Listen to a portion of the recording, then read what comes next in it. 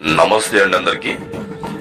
ఈ వీడియో మీకు చేతబడి అలాగే క్షుద్ర పూజ అన్నమాట.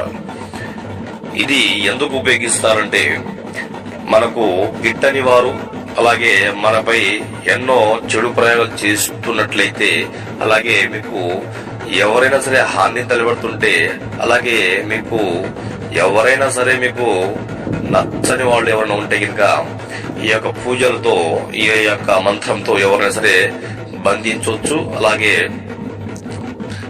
పూర్తిగా మంచాలను పడిపోయే విధంగా చేయొచ్చు. అలాగే మరణయోగం 2 రోజుల్లో ఖచ్చితంగా కనిపిస్తుంది అనమాట. ఓం శ్రీం క్రీం ఫట్ స్వహ. ఓం ఉదాహం గం మమావర్షం పురు స్వహ.